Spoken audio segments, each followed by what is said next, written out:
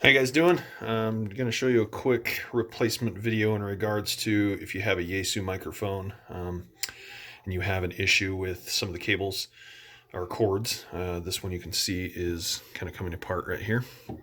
I've also had several Yaesus where over time this basically just falls apart and exposes the wires.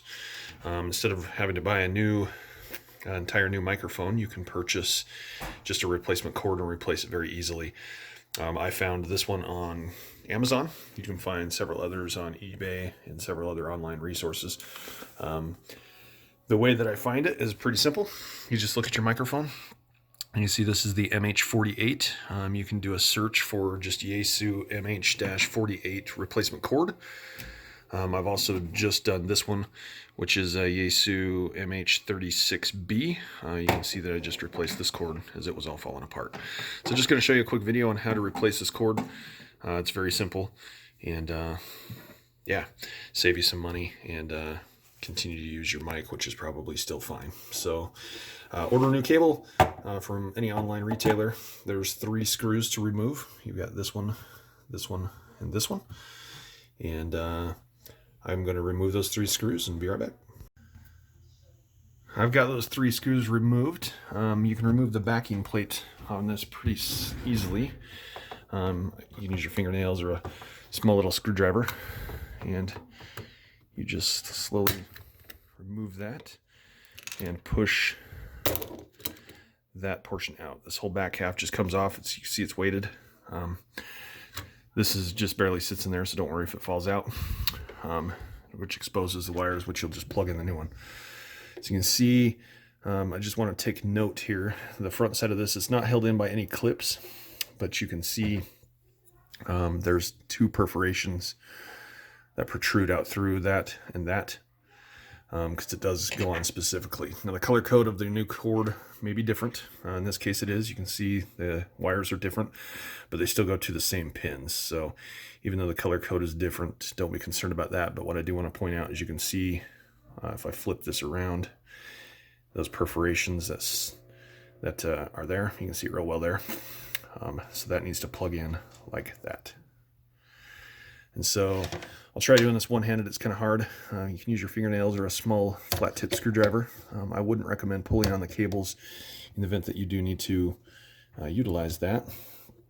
But I'll see if I can just wiggle and work this out. As you can see, it's starting to come up. You just slowly pull it straight up. See if I can try to use 2 hands, but so that just came straight up and out. So just pull it up and out.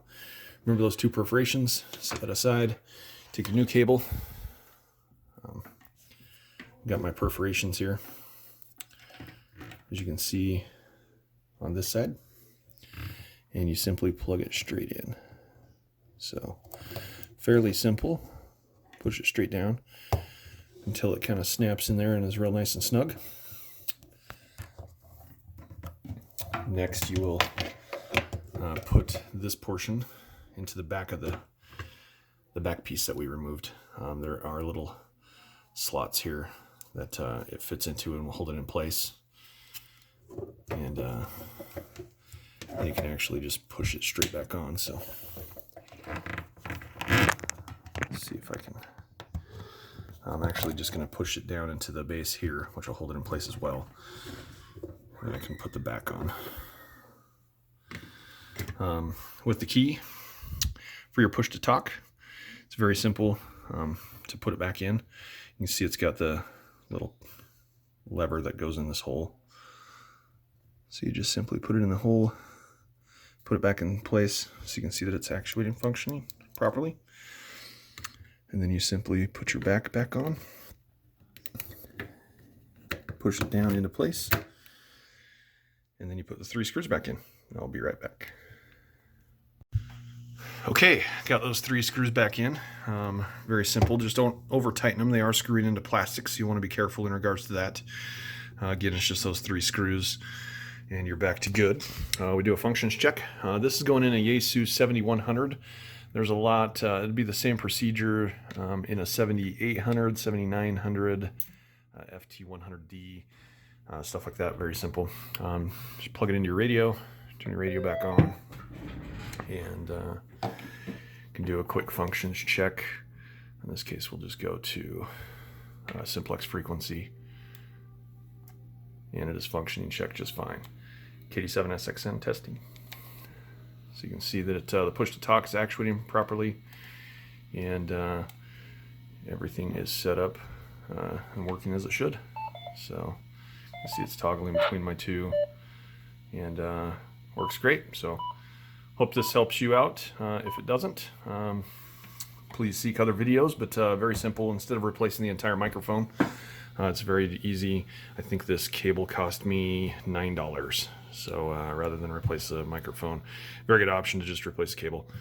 Makes it definitely worthwhile. So hope this helps you guys out, and have a great day.